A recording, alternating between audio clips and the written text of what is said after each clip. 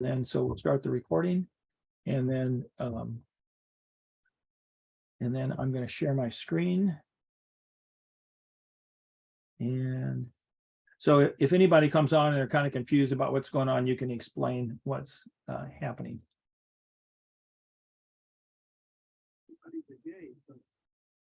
And let me make sure. Can you guys hear the audio? Let me. No, sir. We're the best, sir. I guess so. Well, you Can you hear that? Yeah. Yeah, we can hear it now. There'll probably be some people. Okay, great. All right. Okay, I'm gonna go ahead so and I'll be start. back in So, about 50 let me- minutes. Let me bring up And you can see that okay? browser and the websites. Yep, it looks all good. Okay. I'll share my screen in a few seconds. All right, so if so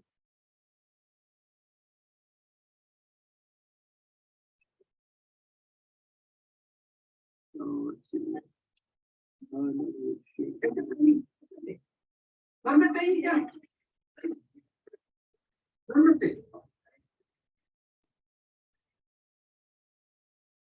Oh, okay, yeah, here. So let me stop. I wanted to share a different screen. Okay, so let me share the screen. And what I want to share is this. Okay, can you all see this? Yes. Okay, yeah, somebody, Daniela, maybe you should, if you mute your microphone, we're hearing a lot of background noise. Yeah. Okay, so if everybody looks at this screen over here, the one I'm sharing, so this is 2513B, but if you go down to the videos F21 and S22, click on that. If you go down to the bottom, there's a Zoom review for F21. There's a, I think this is a Zoom review for S21. There's another Zoom review probably for before then.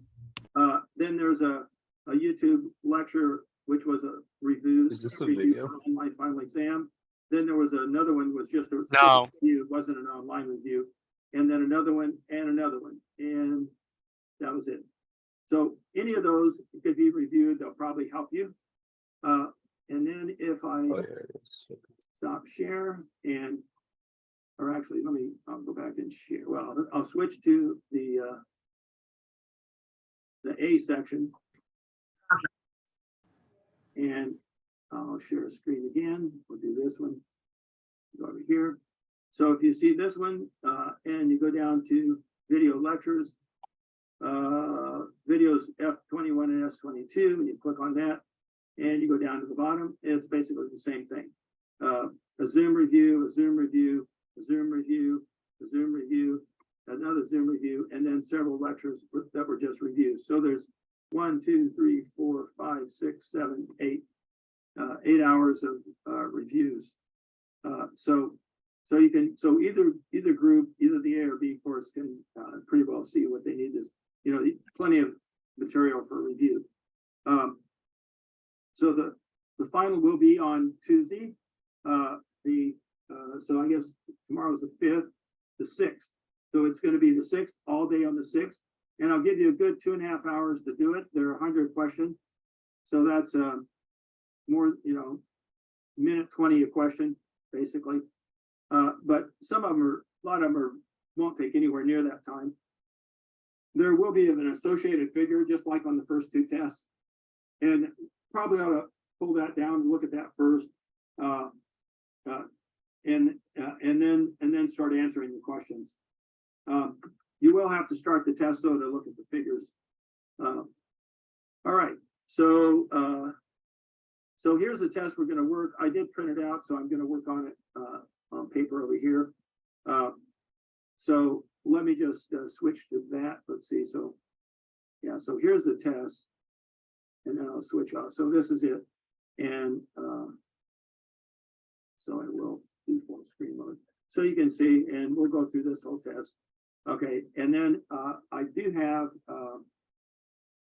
I will switch it over here instead, and we'll do this one. Okay, that should be good, I think. So can you all see this okay over here? That looks good. Okay. Great. So the first ones are just, let me switch my headset. And I should do the little inset, but I won't. Maybe a little, I don't know. Let's see. I guess I could. Well, that's okay. No reason to do that. We'll come back and do it in a minute. All right. Okay, so so this first one is it's in POS form, and you got supposed to go to SOP. There are just two of these, no big deal. I think there are some. There are not too many, and so we won't spend too much time on this. But the first thing to do is to look at your simplification theorems and see if you can simplify it. And indeed, you have an AC here and an ACD there. You can get rid of that using the I think it's S3. And then here so we're left with then is A plus B plus C prime times A plus C. Just rearrange them. That term's gone. And so A plus What happened to the B? plus C prime. So a good way to do this is with M and F using the C prime and the C. And that gives us C times the quantity A plus B plus C prime times A. And then we just distribute that in and we get CA plus CB plus C prime A. And then we can combine these two to A. And that just gives us A plus CB. This one, very similar.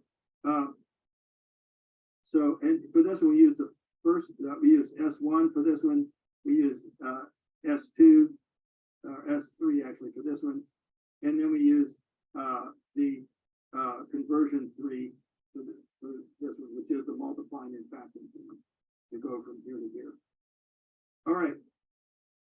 So let's do this one. So we have a ABC, we have an ABCD prime, we have an ABC prime, and we have a B prime CD. So the ABC prime and the ABC can certainly be combined and reduced to AB. So that gets rid of these. So now we have AB plus ABC B prime plus B prime CD. Now we have an AB and an ABCD, so we can get rid of this term. That gives us an AB plus B prime CD. And now we can just kind of use the B and the B prime, use the C, the conversion theorem 3 again, and work backwards. And so we just do this with this, and this with this. And so that gives us the quantity B, the quantity A plus B prime times the quantity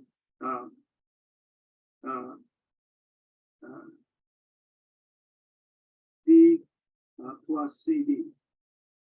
And then we can use this, we can use conversion 2, the second distributive law, to simplify this using X and Y, Z. And so that'll be B plus C quantity times B plus D. And then this is just A plus B prime. So those are pretty simple. And I'm not even sure actually what shows up on the test. I have to look. I don't think it's any, I don't think there may be some real simple conversions. Okay. Could you go over the second step again? On this one? Yeah, so I understood the first cancellation where you got so we AB. combine these, we get AB. And then look, Yeah. we've got an AB in this term. So we can use so now we can use the, and we actually had an ABC here anyway. We just could have showed that from ABC and ABCD prime. But now we have an AB, it's easy to see. Does that make sense? Go over it one more time, I'm sorry. Yeah, so we have ABC here, and we have ABCD prime. So we can use S3, the simplification 3 theorem, which is basically, that's just X plus Y times X equals X. Okay, Or actually, sorry, gave it to you in POS from XY plus X equals X. okay, So this one goes away because you've got the X and the X here. The extra terms don't, the extra literals don't matter. yeah, thank you. I was missing that. Okay, no problem. All right, so we'll take the truth table and plot it. This should be like falling off a log. So zero, I won't write the zeros. So 0, 1, 0, 0. I'll divide it into 4. 1, 2, 3, 4. 1, 2, 3, 4. 1, 2, 3, 4. 1, 2, 3, 4. Okay, so a 1 and then 0, 0, don't care, 0.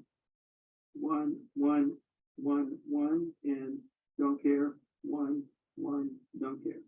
So this is pretty simple. You do all that, and then we also have to get this one, and then there's you could do this, but those are both don't care, so that's kind of silly. So our SOP solution then, this is just going to be A, and this would be B prime, A prime, B prime, C prime, B, B prime, C prime, D. And then this term, which you don't really need, would be B, C, D. All right, so our SOP solution is going to be A plus B prime, C prime, D. And then our POS solution, so we'll take off, we'll still put in the don't cares, put in the zeros. So 0, 0, 0 here. And then zeros there, there, and there. All right, so it looks like we'll do this column, this group of 4, and this wraparound group of 4. And then you could also do this one, and I guess you could do this one. So the SO, but you don't need those. So we just need this column, this group of 4, and this group of 4. So if they were ones, then I'd write this column would just, the column would just be A prime B. That turns into A plus B prime. The zeros, not ones, so we have to invert it. And this wraparound group would be prime, it would be D prime, A prime. So that would be A prime, which turns into, well, A plus D. So we're going to have A plus D quantity times A plus B prime quantity times, and then so then let's see, so we got this column, we got this wraparound group of 4, and then this group of 4 here. So if those were ones, that would just be A prime C. So instead it's going to be A plus C prime. So that's your POS solution. And clearly this is simpler. Only 3 gates instead of 1, 2, 3, 4 gates. Okay, any questions with that one? All right, so I won't spend a lot of time on this code because you can't see it. So maybe well, it's not too bad. All right, so so this is in VHDL instead of Verilog, but it's very similar. Remember, instead of process, we use always with an @ sign, and then we have our sensitivity list, same thing, only we use pos edge and neg edge. So we write for this, we look at the clock. So yeah, I'll give you the right diagram as far as the clock goes anyway. So you can see, or this would say, I think this is a pos edge. Yeah, it's a pos edge. So what this should be, it should be the sensitivity list. Well, I'll just write it. Actually, not. I have it written. Hang on. Yeah,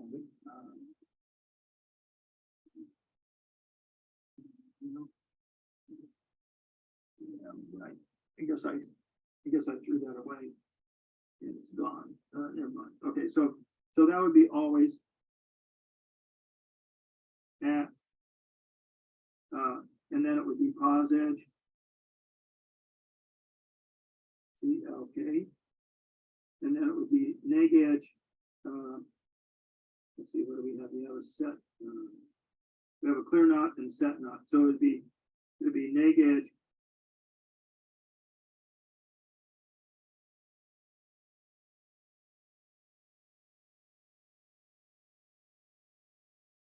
Clear knot. So neg edge set knot, neg edge clear knot. Sorry, kind of ran out of room. Okay, so and then the rest of it's going to be the same. We'll have a begin. We'll have if the clear knot equals 0. In this case, you don't use the then keyword's not there. So we just do if and then parentheses around that, and then temp equals 0. And we use the same thing. We use for a Verilog, we use the less than equal. We also use that in VHDL. Same thing. And then so first we test the clear knot. If it's 0, then we set the out to 0. Then we test if it's 1, then we do the else if. We test the set knot. If it's 0, then we set them to 1. And then if both clear knot and set knot are high ones, not zeros, then we do the last else if clock equals 1. This is just an idiom in VHDL for pause edge, basically. And so ignore that. In Verilog, we just write an else clause here. Else temp equals D. Remember, the left side in Verilog has to be a register. So we would have declared temp an internal signal, which would be a register. And you see that here. In VHDL, we do basically the same thing. We have a separate description of the port list, and then we have the actual structure of the module. In Verilog, we just combine them into one module definition, but it works out to be very similar. Anyway, so, and then we have the end of the process block, or the end of the always block, and Verilog would just say end. So basically, we have a clear knot that is asserted when it's 0, which makes sense, and a set knot that's asserted when it's 0. And otherwise, we have a positive edge clock. And when the clock ticks, if those aren't active, those aren't asserted, then D, well, whatever D is what the flip-flop will go to. So what kind of flip-flop is it? It's a D flip-flop. How many different states? You can remember 2 states, 0 and 1. Will the process block execute on a change in D? No, because D is not in the sensitivity list. We have block, set knot, and clear knot in the sensitivity list, but D is not there, so it won't trigger the always block to execute. So no, and that's because D takes effect on the clock edge, not when it changes itself. Is the clock rising or falling? So in this case, there's no bubble, and it is rising. Then label the blanks A, B, C, D. So the C is the D input, and here it's CLR not and SET not. Could be either way, it doesn't matter which way you put them. And then add bubbles. Okay, so these are active low, they have to have bubbles, but the clock is a rising edge clock, so it doesn't get a bubble. If clear not equals 0 and set not equals 0, then what does Q equal? Well, the clear is tested first, and if it turns out to be 0, then temp will be 0, and then down here Q will equal temp, Q prime will equal not temp. So Q would be 0. You would never test the set if the clear is asserted, regardless of whether the set's asserted or not. You only test the first one, and if it's true, you don't test the else ifs at all, or the else, obviously. Okay, I'm not going to go through. I'll do I kind of did these in class, and I'm not going to do this because I'm not going to really ask you the choose complement thing. I don't think it's even on the test, but if it is, you can use it. You can use a calculator to figure it out. Just remember, you have to pad out to 8 bits. So for instance, what's the biggest number, or how many bits for positive and negative 46? So if you have plus 46 and you want to represent minus 46, how many bits do you have to fit plus and minus 46 into there? Can somebody tell me? 91. Anybody want to take a guess at it? Or 90.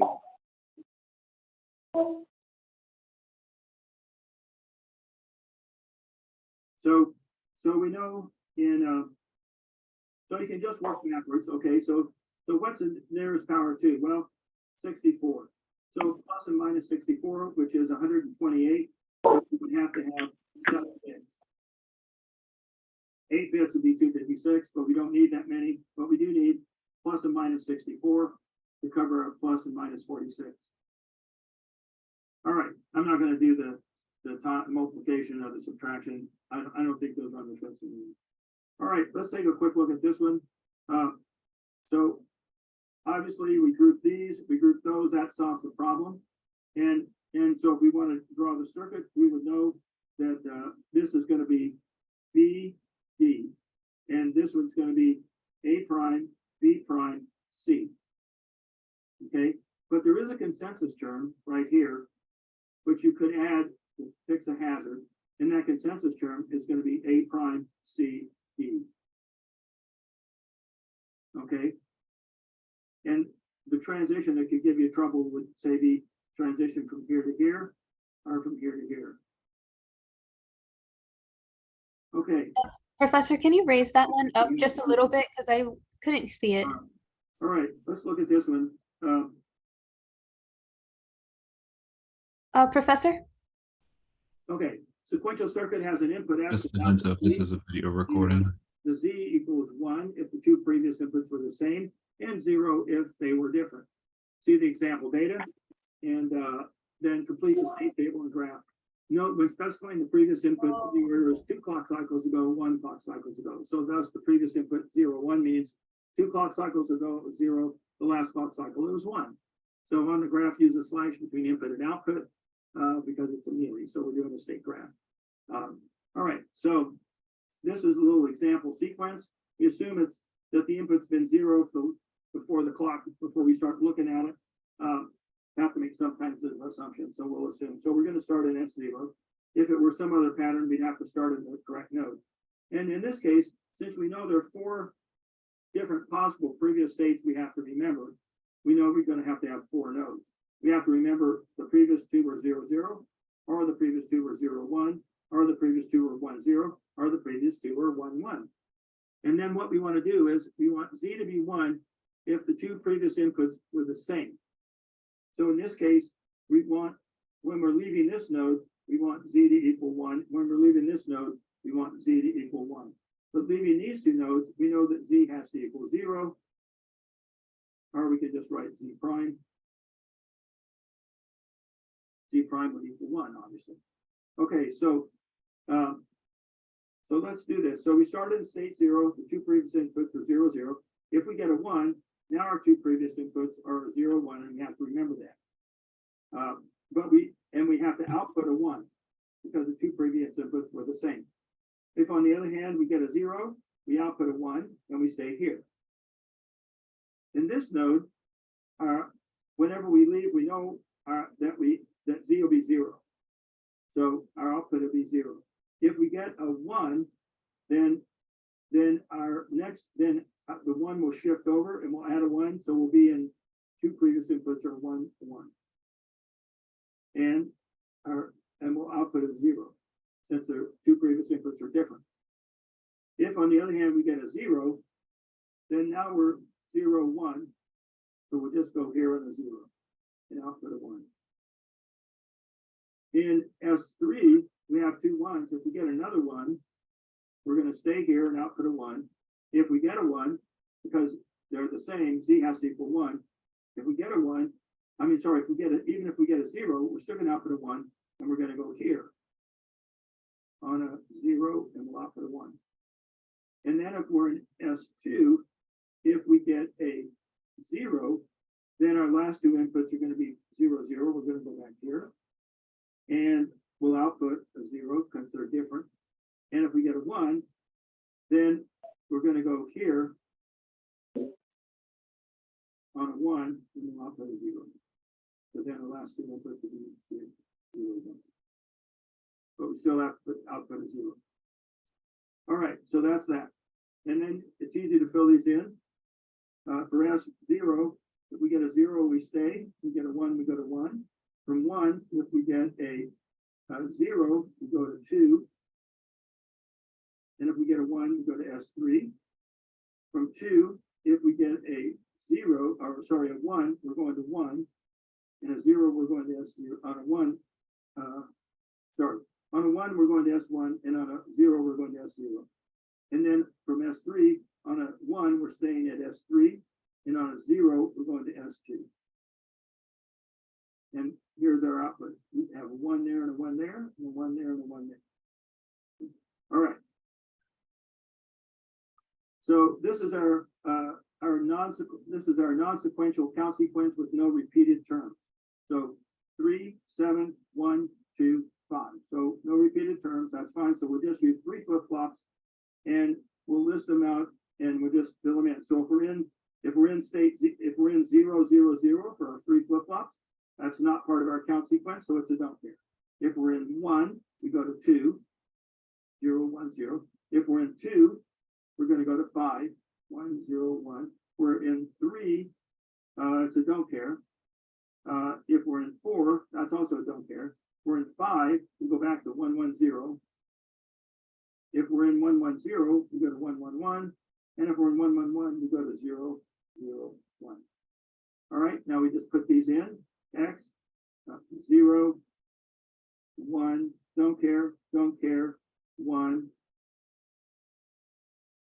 Sorry, 1, 1, 0. So we have this and that. So this is just going to be C prime, and this group of 2 is going to be A, B prime. So C prime plus A, B prime. Okay, then this next column, X, 1, 0, don't care, 1, 1, 0. So it looks like we're going to do this and the wrap around that. So that's going to be B prime plus, and this would be A, C prime. Okay, and then this one, don't care, 0, 1, don't care, 0, 1, 1. So that's just going to be this, and that is going to be B. So BC is just B. And that's all there is to it. Any questions about that? Can you go over how you got the next states again, please? So we take it from our count sequence right here. So we know if we're in state 1, 1, 0, our next state would be 1, 1, 1. If we're in 1, 1, 1, our next state would be 0, 0, 1. If we're in 0, 0, 1, our next state would be 0, 1, 0. And if we're in 0, 1, 0, our next state would be 1, 0, 1. Now, I just ordered them in binary order. You could, if you want, you could start with the rows. You could start with all these. You could start with them. You could set it up like this: 1, 1, 0 is going to go to 1, 1, 1. 1, 1, 1 is going to go to 0, 0, 1. 0, 1, 0 is going to go to 1, 0, 1. 1, 0, 1 is going to go back to 1, 1, 0. And then we happen to know, so we're accounting for, so we've accounted for 6, 7, 1, 2, and 5. So we know 0, 3, and 4 are going to be don't care. So then we put 0, 0, 0, don't care. 0, 1, 1, don't care. And 1, 0, 0, don't care. Now you take these rows and you just rearrange them by this column in binary order, and you get this. So I just started out with them in binary order. Oh, okay, that makes more sense. Thank you. Okay. And then all you do is extract your next state for A, B, and C. Those are your D, those are your BA input, your DB input, and your DC inputs. And you have 3 flip-flops, A, B, C. there's really no, does this circuit have an input besides the clock? No. There's no input and there's actually no outputs. It's just the flip-flop state. All right, everybody good with that? Okay, so this problem is you're to finish a state machine chart for a problem with an input X and an output Z, where Z equals 0, except when the target 101 is detected. So there's our target 1011, 1011. Overlapping targets are allowed. Use a mealy. Use straight binary flip-flop assignment. So straight binary, so 0, 0, 0, 1, 1, 0, 1, 1.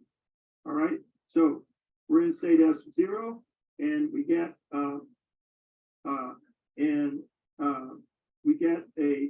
we're looking for a 1. So if we get a 0, we're just going to stay here. If we get a 1, we're going to go to S1. Here, if we get a 1, so here we're looking for a 0.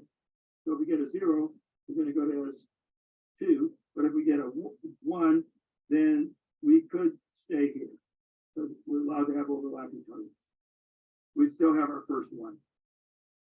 Here we have a 0. Here we have 1 and 0. So if we're looking for a 1 now, so if we get a 1, we'll go down here. But if we get a 0, now we've got 1, 0, 0. So we don't have really anywhere we can go except we have to go all the way back to S0. And then now we're down in S3. If we have 1, 0, 1. So if we get a 1, that's our target. So we put our conditional output block there. So Z will equal 1. And so now we have 1, 0, 1, 1. So we do have our first 1 in our next possible target. So we can have overlapping targets because our first input is a 1. But we don't have anything but the first one. And if we get a 0, now we have 1, 0, which is actually the first 2. So we could actually go up to here, go back to S2, where we remember that we have 1, 0. But we don't output Z because we never got a target. All right. So does that make some sense? Yes. All right, now we want to solve for DA, DB, and Z. All right, for DA, we want all the paths in to every block where the coding for A is a 1. And that would be S2 and S3. So we want to do S2 and S3, all the paths in. So what would that be? Well, so S2, we have 2 possible paths in. One comes from S1. So that would be A prime B, X prime. So we're going to run out of room here. Let me do that on a separate piece of paper.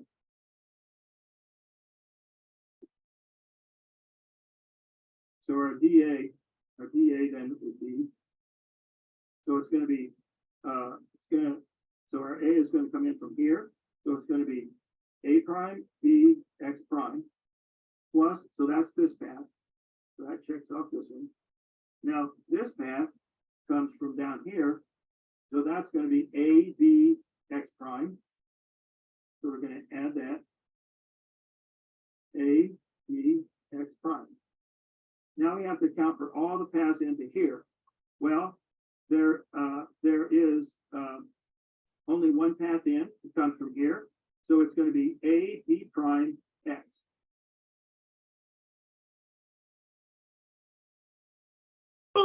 Okay, so that's our DA. And our DB, so it's going to equal all the paths into here. There are 2 paths into here, and plus the 1 path here. So I'm going to go ahead, I'll add this one in a minute. Let's do the 2 paths into here. So one of them comes from S0, so that's A prime, B prime, X. Plus the path all the way down from here, which is A, B, X. Plus, then I know the path from, so that's the 2 paths in here. And then I have to account for the 1 path in here, which is A, B prime X. And it turns out I can combine these to get a x. So then it's just a prime, b prime, x plus a x. And actually, I think I can drop the a prime over here. Could be wrong. I think I can. Yeah. Yeah. Yeah. Using simplification theorem too. But I'm not going to do that. So don't worry about that. Okay. All right. And then for the z is really easy. The z only shows up one place, and that's here. A, B, X. And even if we have multiple paths in, it doesn't matter. We have to start in AB and we wait for the next X, and that's when the output Z equals 1, if it's a 1. So ABX. Okay? I understand most of it except like the Z one, for instance, is really simple to me, but and then the process of finding D is easy, but how do you actually classify that it's D? Or how do you tell what's D A and what's DB? I can Okay. see what So remember, what is it? So what's DA actually stand for? I'm not sure. Okay, it's the D in, we're going to use D flip-flops for our problem. And that's flip-flop A, and that's flip-flop B, and those are the inputs. And that determines, when the clock hits, that determines the next state for that flip-flop.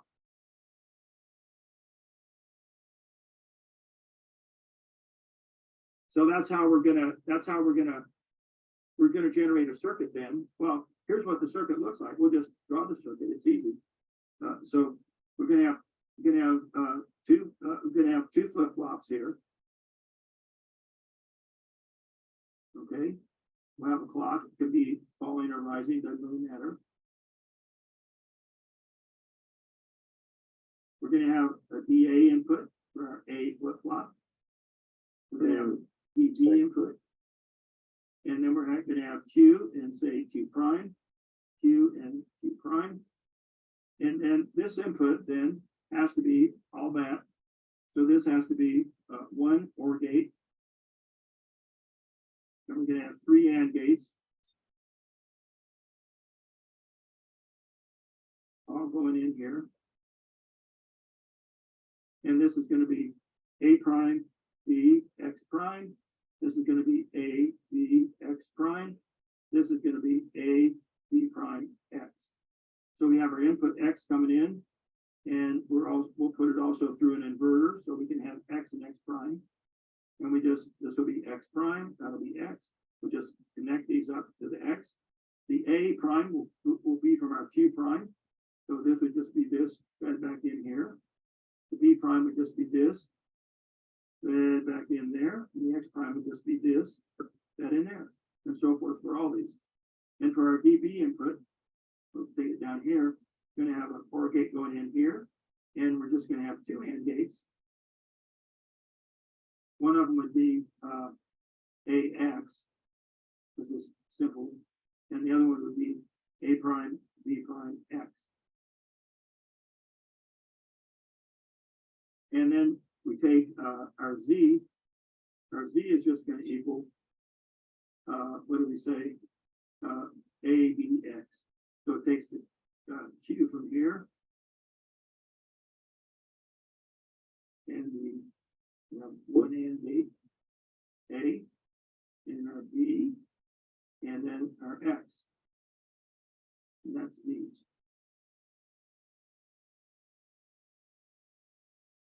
Does that make sense? Yeah, That's all there is to it. That's the whole circuit. Now, the interesting thing is, if you wired this up and ran it, it would do what this state machine is supposed to do. It would trigger on 1011. So it would be a 1, and you could have overlapping targets. Pretty cool, huh? yes. Now, obviously, we would use these same techniques to make much more complicated things.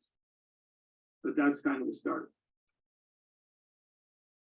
Okay, down here, we've looked at this one before. So this is just sequence detector where we're looking for 101 or 001. Well, so 101 or 001. So if you notice, the last two are the same. So regardless, the first one, you can really think of this as don't care 01 for a target. So the first value that comes in, whether it's 0 or 1, we're going to go to S1. We're going to output z equals 0 here. And then if we get another 0, we're going to go to S2. Still output a 0. He's recording it, so he's gonna post it. What's We that? had a quiz last night for this class. And it was like this, like what he's doing right now. Yeah, I'm recording it. I will post it. Yeah. Yeah, it's recording. Is that what you were asking, Natalie? No, sorry, I didn't know I was unmuted. I apologize. Oh, that's okay. All right, and then if we get the last one, then we go to S3. Since it's a more, we have the outputs associated with the nodes, so we have to put the z equals 1 there. And normally we don't write the zeros in, and we don't even write a 1 there, we just write a z. That means z equals 1.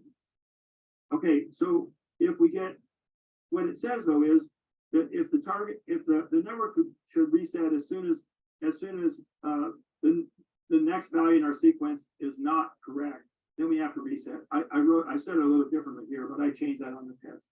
So we go to S1, and then if we don't get a 0 from S1 and we get a 1 instead, then that's not our target sequence. We're going to go back here and reset. In S2, if we don't get a 1, we get a 0, we're going to go there.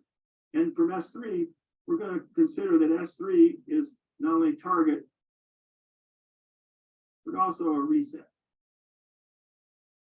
So in our next input, we're not going to go to S0 because that would throw that input away. Instead, we're going to use that as the first item, whether it's 1 or 0.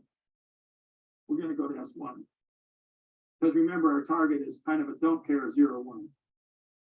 So don't care 0, 1, that's our target. So from S1, so S0, we go to S1 regardless. From S3, we go to S1 regardless, but we output a 1. From S1, we go to S0 on a 1, then we go to S2 on a 0.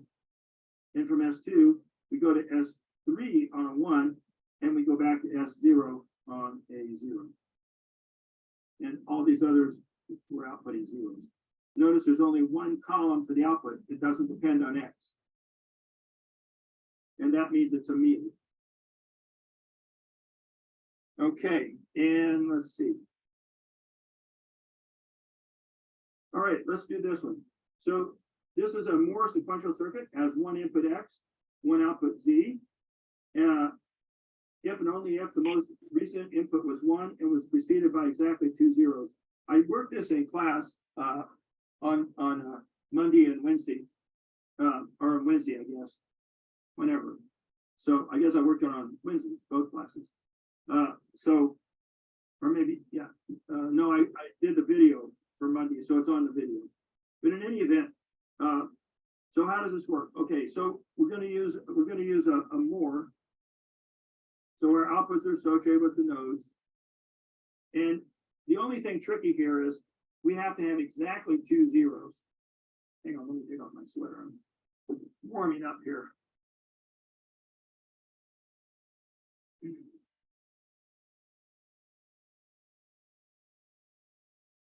Okay.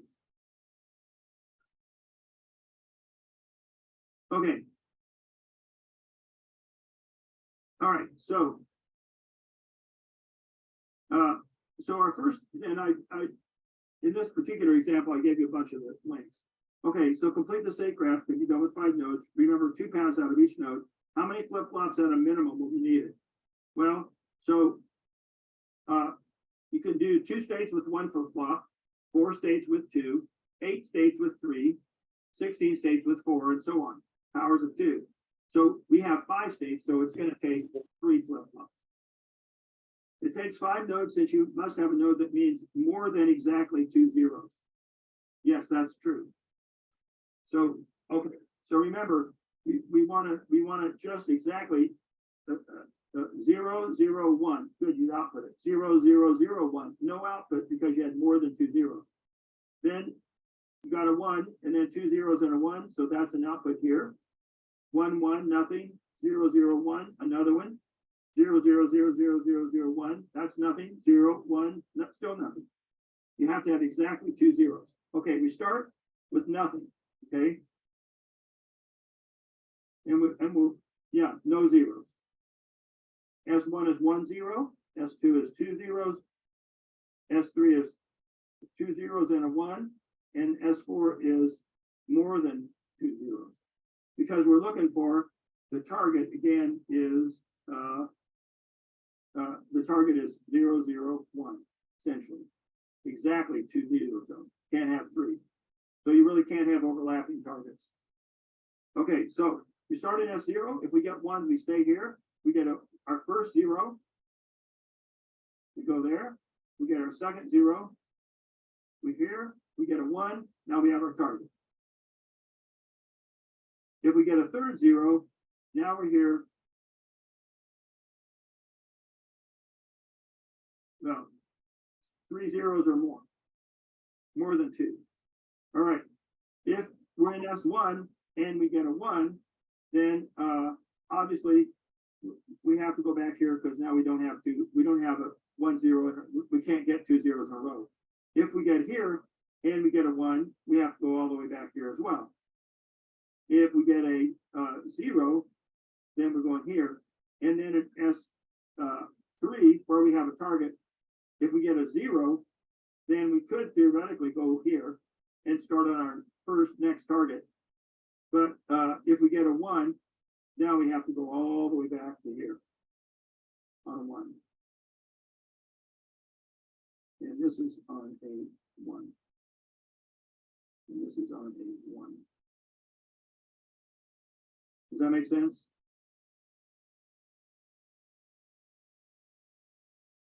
Everybody good with that? Okay, Thank you. yeah, and we didn't actually solve it, of course. And what's interesting is if we had done an SM chart, we could just write our solution. But now we have to do the state table, we have to do the flip-flop state assignment, then we have to do the K maps, and it's just a lot harder, more steps. Here's one with 2 inputs. I'm not going to. This state graph's already been done. You just have to extract it. I'm not giving you a problem like that, so I'm not going to do that. And that covers all the way down through here. So this is the last one. So let's look at this one. Okay. So we have a flip-flop. So using the JK flip-flop pictured, okay, it's JK. Right in the tracing for Q. Here's Q. Each division is 5 nanoseconds. In the timing diagram, assume that the time for the output to change after the active edge of the clock or the assertion of the clear knot is 5 nanoseconds. So notice we have a clear knot. And notice it's got a bubble on it. So is it active high or active low? Active low. That's correct. And then on the clock, is there a bubble? No. So the clock is active. The clock is a rising edge clock. Let's mark then. The first thing you should do is take the clear knot and mark where it's asserted. So is it asserted here?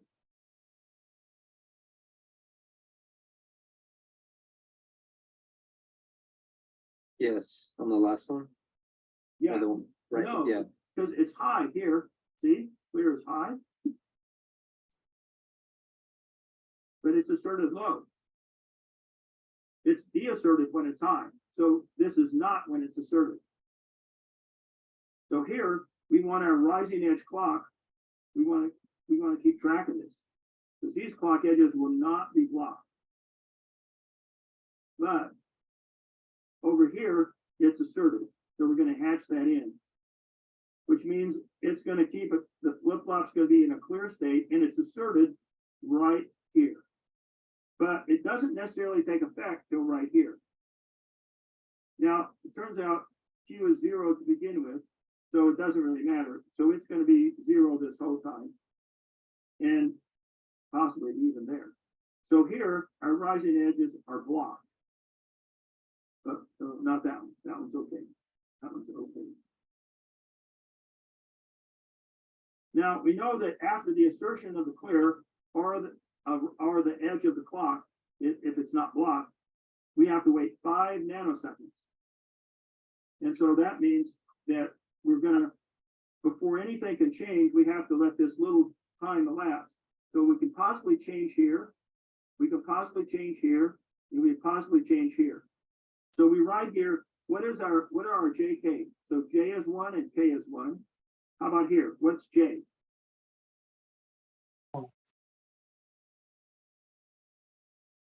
One. K. 0. So K is up all this time and it's up here, but here it's 0. And then here, J is 1 and K is 1.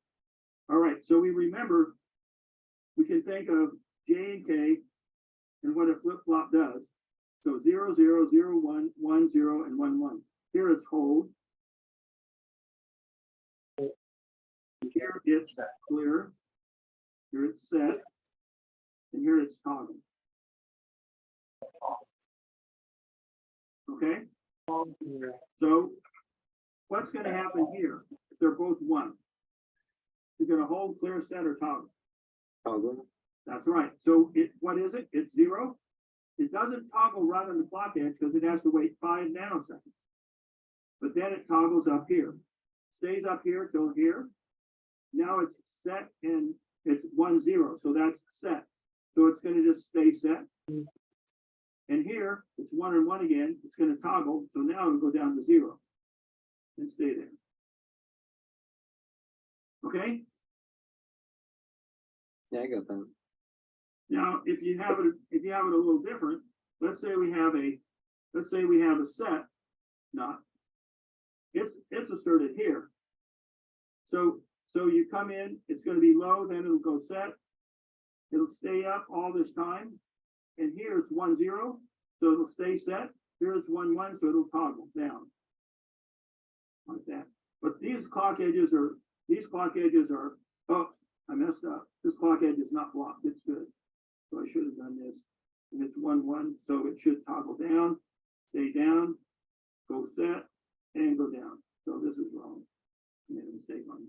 All right. Well, anyway. Okay. I think that's pretty much what I wanted to cover. All right. So what questions do you have besides what I've covered? I had a few questions about the exam date and such. So it's Tuesday, all day. There are 100 questions. You'll have 2.5 hours, I think is what I lined up. Okay, good, thank you. Yeah, maybe, yeah. I think 2.5 hours is what I'll give you. I haven't set it up yet, but I'll give you 2.5 hours. And then for DS folks, they get 5 hours. You can start at any time up until 11:59. Awesome, thank you. All right, any other questions? All right. All righty, I will post the video on. Okay, I'm gonna stop this. All right. So I'm back live. So I think this covered a bunch of stuff. We have a lot of physicians here and medical students and new graduates. So that's what we've been doing this evening, which I forgot about when I scheduled this. All right. So does anybody have any questions?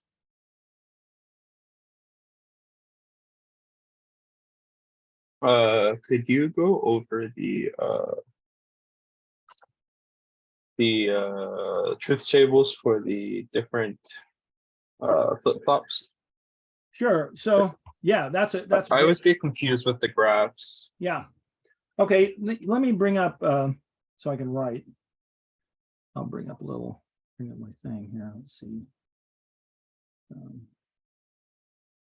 Let's see.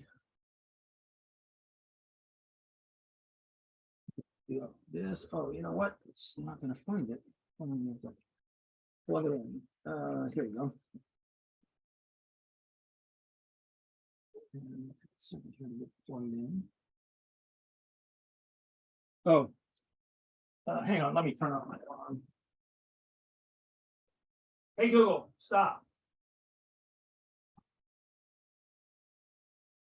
Okay, oh. Let me move my power supply. Mm.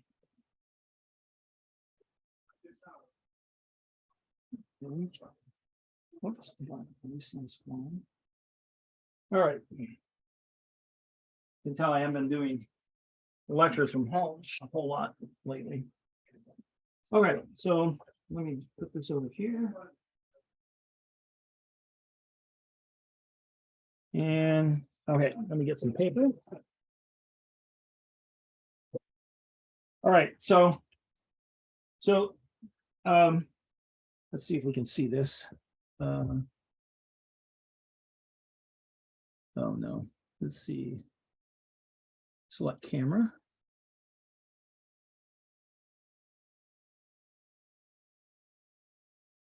Oh, I didn't turn it on. Okay, now we go. All right. Okay. All right, can you all see that okay? Few wires and all. And then, well, maybe I'm not sharing. Let's see, hang on, let me move it and I'll share it. No. Yeah, you can't see it yet, but I'll fix it here in a minute. Okay, share screen. Okay, now can you see it? Over here? Yes. All right, so there are really 4 types of flip-flops. So we talk about the RS, the JK, the T, and the D. The T is really not a type. You can't typically go out and buy T flip-flops. So they're usually just part of like a counter or that sort of thing. And most of the time we use Ds, but you can buy JKs. And then RSs are more like latches or less with an edge clock. So we don't use those all that much for quote flip-flops. So typically the only really 2 things really you ought to have to know about for sure are the JK and the D, and then you can figure the T out. So, and the RS is kind of like the JK, only you've got the rule that R and S can't be one at the same time. That complicates it. Okay, so let's look at a JK. So here's your standard JK, and you've got an edge clock, and if it's a bubble, it's falling. If it's no bubble, it's just a standard clock. And then you can have a clear, you could have a clear knot, you could have a set, and you can have a set knot, or maybe not. And then you have a Q and a Q prime outputs. Most flip-flops do provide you the Q and the Q prime. And that's why we don't always worry about having to have inverters. Okay, so when you're going to design with these, there are these fancy tables where you can kind of figure it out. But actually, here's all you really have to remember. So we only really need to know about JK and D. Well, D is really simple. D, whatever D is, the you know, like if you have like it, so it's the DA input, and whatever that is, that'll be the new state of A will be whatever D is now. So that's easy. You don't even have to think about that. Whatever you want the flip-flop to be, that's what D has to be. And when the clock hits, it will take on the value of D. All right, so we really only have to know about JK. And the way to think about JK is like this. So the next state of Q, so if they're both 0, it's going to hold, which means if it's 0 now, it'll still be 0. If you're really doing the design, then you have to figure out the don't cares and that sort of thing. And maybe we'll look at that in a second. But if you just want to know about what you have to do to make sense out of what's going to happen, then you just have to look at JK. So if they're both 0, it's going to hold. If J is 0 and K is equals a 1, then it's going to clear. And if J is 1 and K is 0, then it's going to set. And if they're both 1, it's going to toggle. Okay, so armed with that, now you can kind of do another chart. Once you know this, and that's really all you have to know, hold, clear, set, and toggle. And you can also think of it this way. Remember, we can make, if we tie the two inputs together, that's a T. And if we put an inverter in the K, then that's a D. So if you think about that, the T is really 0, 0, and 1, 1 because they're tied together. And this is really the D. This is the D, and this would be the T. All right, but let's look at what you would have to know if you're actually going to design with one. So if you're going to do that, what you would have is so you have a J and a K, and then you have a present state of Q, and then your desired next state Q plus. All right, so if your Q is 0 and you want it to be 0, then J and K, then J has to be 0, and K is a don't care, because it doesn't matter what K is. If J is 0, it's not going to set. Okay, and it won't toggle because J is 0, and they'd have to both be 1 to toggle. So it's just going to either hold, which is what you want, or it's going to clear, but it's already cleared, so it will just stay what it is. All right. On the other hand, if your present state of Q is 1 and you want it to go to 0, now J, if K has to be a 1 and J is a don't care, because if they're both 1, it's going to toggle. And if J is 0, it's going to clear, because that'll be J is 0, K is 1. So that would be this one. It's going to clear. All right. So that, and you just work your way down through this. The next one then, let's say you're at 0 and you want to go to 1. Well, now the J has to be 1 and the K is a don't care. If they're both 1, it's going to toggle. If K is 0, it's going to set. So either way, it's going to go to 1. Doesn't matter what K is. If J is 1 and it's currently 0, it's going to go to 1, and it doesn't matter what K is. All right. And then if you're at 1 and you want to go to 0, then J has to be 0 and K is a don't care. If K is oh, sorry, I did that wrong. J is a don't care and K has to be a 1. So if they're both 1, it's going to toggle to 0 from 1. And if this is 0, then it's going to clear. It's going to go from 1 to 0. So either way, as long as K is 1, this 1 is going to go to a 0 state for sure. And then finally, so that's 0, 0, 1 to 0, 0 to 1, 1 to 0. And then if you want to go 1 to 1, then in this case, so K has to be 0 and J is a don't care. So as long as K is 0, it's never going to clear. Doesn't matter whether, if they're both 0, it will hold at 1. And if J is a 1, it will stay set. So you wind up then with all these don't cares. Every line has a don't care. And this covers all the desired transitions. So you can think your way through this table as long as you know this. So really, all you have to remember is if they're both 0, it holds. If K is 1 and J is 0, it clears. If J is 1 and K is 0, it sets. And if they're both 1, it toggles. Okay. So clear just means it goes to 0 and set goes to 1, and toggle is if it's 0, then it goes to 1, and then 1 goes to 0. Yeah, toggle means it flips. And of course, hold means it doesn't change. All right. What else? Was that helpful? Did that answer the mail, Sergio? Yes. Okay. Who else?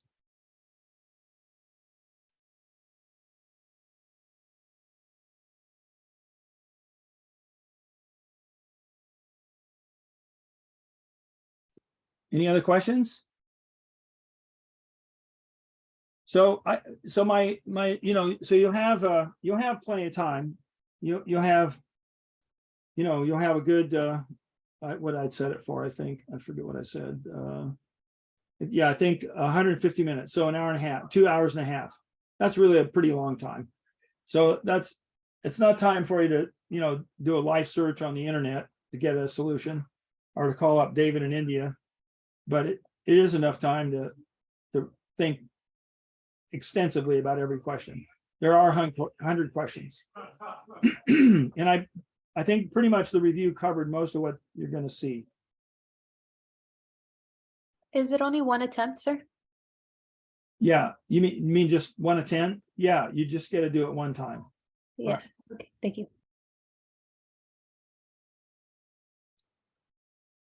Yeah, and again, if you've done your homework, if you get, I think you have to have, I don't know what I've decided on, but it'll be at least no more than if you get at least 15 of your homeworks and you get 50% on them, you'll get full credit for your recitation grade or for the homework grade.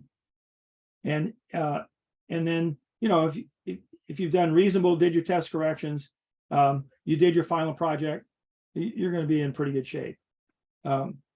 So even if you're,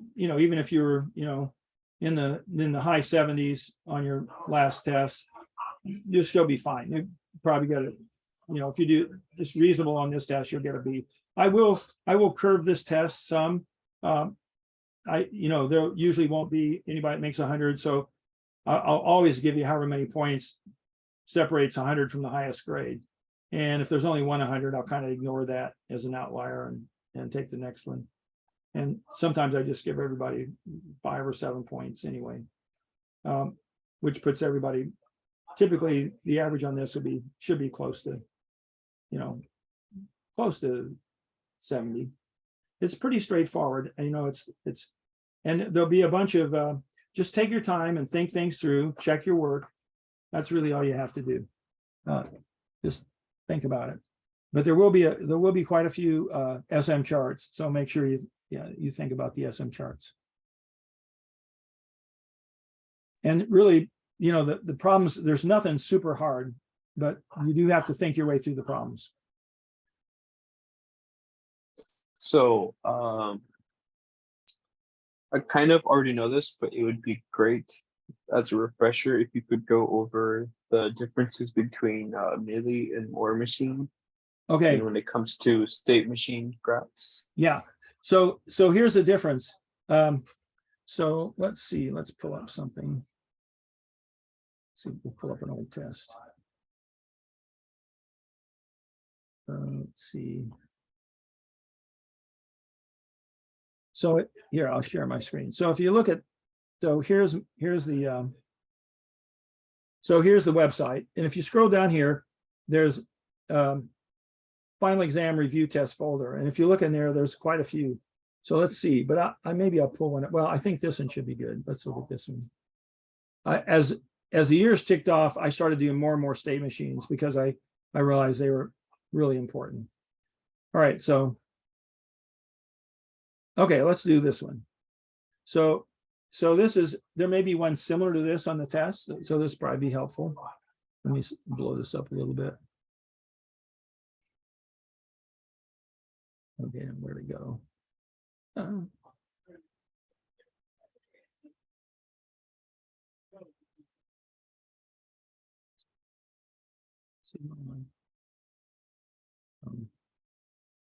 You could download it.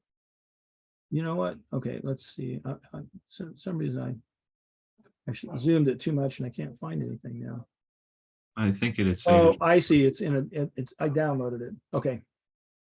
I got it. All right. So I thought I already had it. So I guess you just put a word. Yeah, we'll open it up. Downloads. There we go. Okay.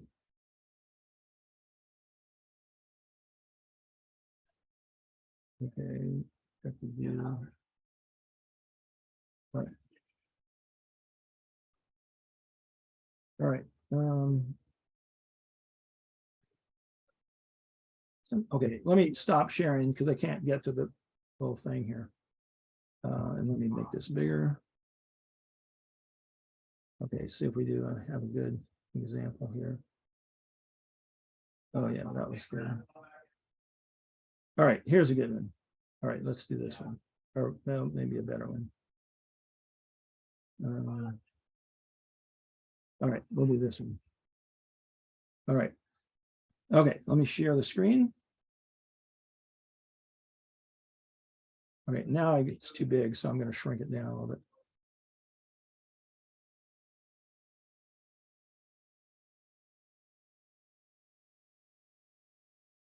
Where to go? Okay, there we go.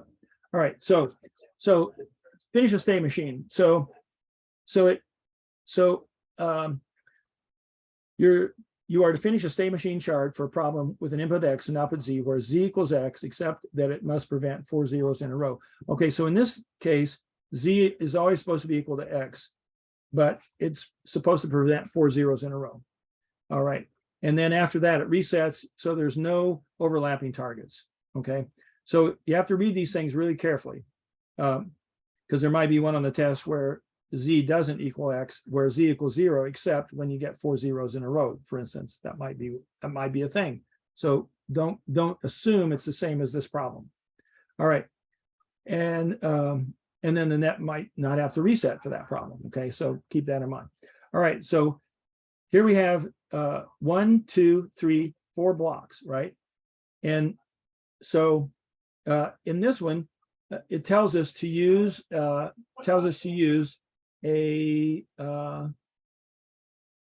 let's see. Oh, it doesn't actually say. So looking at this, tell me whether this is a mealy or a more.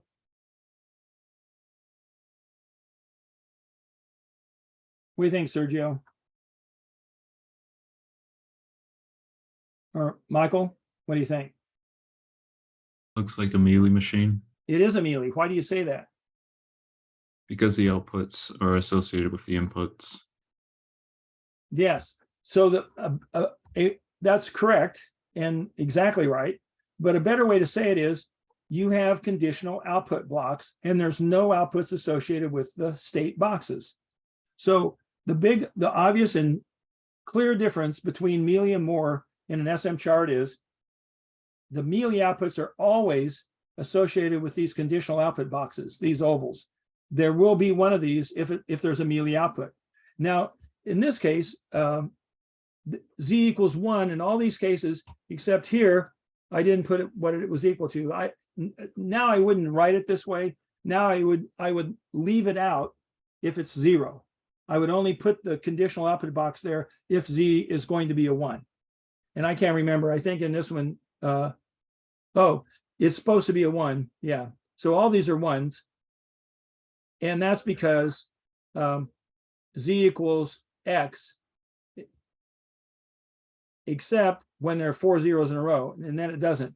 So that's why there's no conditional output boxes on this 0 output, because that wouldn't be, that wouldn't be helpful. All right. So let's see if we can do, if I can write on this. I don't know, maybe difficult. See if we can. All right, so let's do it. So the first thing, we're starting here. We have nothing detected. We're trying to, we don't care about 1s. 1s are just going to cause us to start over. But 0s we have to count. And we have to count all the way up to where we have 3 zeros. And then we know the next 0, we have to put out a 1. So we get a 0, we're going to go here. We get another 0, we're going to go here. We get another 0, we're going to go here. And now we have 3 zeros. Okay. So you get your first 0 here. You get 2 zeros. Oh, sorry. 1 0 here, 2 zeros there, and 3 zeros. So if our next one is a 0, we have to change it to a 1. Otherwise, Z would equal 0. So this is the one place that's the exception. Now, of course, if X is 1, Z is supposed to be 1. That's why we have all these mealy outputs here. Because X is 1, Z is a 1, X is 1, Z is a 1. X is 1, Z is a 1. And we normally don't write the equals in, we just write a Z. We just write a Z. And the interesting thing is here, this represents an interesting conundrum. The question is, do we really need to test X here? Somebody speak to me. Do we really need to test X there? And if so, why? No, because the outcome is the same. The output is the same, but Yeah. but where we go to might be different. Oh. So you still do have to have both, but you could take these boxes away from here and you could move the one box up here and put a Z in here. That'd be fine. That's okay, because you don't need 2 of them. It doesn't really matter, but you could do that. But we still need to preserve this. So let's go back and do. So where are we going to go if we get a 1? Well, we're going to have to reset, right? What are we going to do if we get a 1 here? We're going to reset. What do we do if we get a 1 here?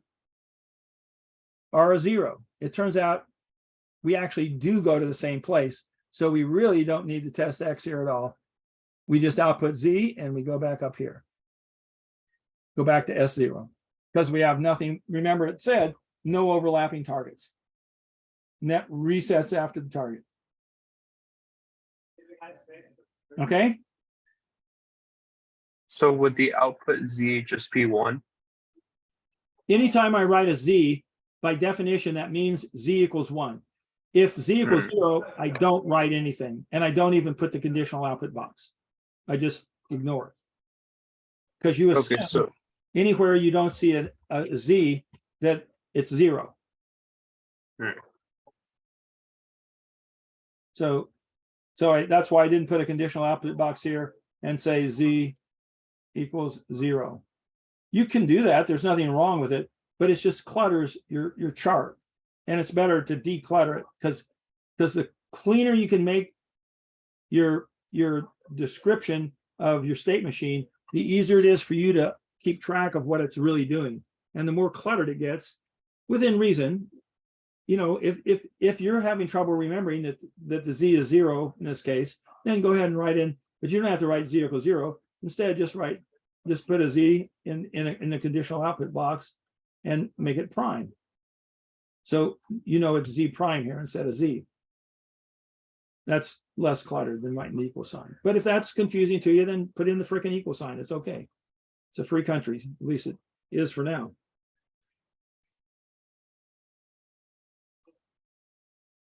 All right. Oh, you guys couldn't see that, could you? Sorry.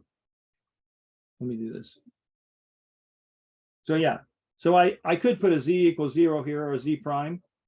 That's fine. And I don't really need these equal zeros. In this particular case, though, I have to think both about, well, the output, but the output is the same, so I can move the Z up here. And then I have to go, so where do we go? Do the paths actually go to different places? No, because it says net resets after target. In both cases, it's going to go all the way back to S0. Okay? What else? The exam is online, correct? Yeah. All right, thank you. Yeah, for the A group, it's on Sunday. For the B group, you can start it in 47 minutes. So there's no like secret in-person part that we're missing or something. No. Thank you. Yeah, it's open book. Just make sure it's just your own work. Don't call David in India.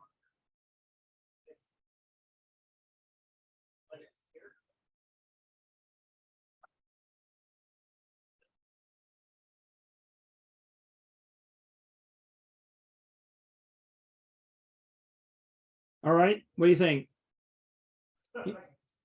Any other questions? I will, this should be recording when it stops. It'll take a minute to get it straightened out, and I'll post it maybe in an hour or so. I'll probably go back to the party for a few minutes. It's not really a party, but it's kind of a party. All right. I don't recognize you without your mask, Michael. Yeah, it is kind of a first. Thank you for the review. Much appreciated. Sure. Well, I want you guys to do well. So I try not to make it too tricky.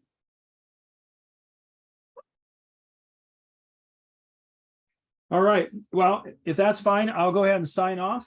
And I'm delighted to see a good number of people turned out for this review. And I think you'll probably find that it will help you on the test.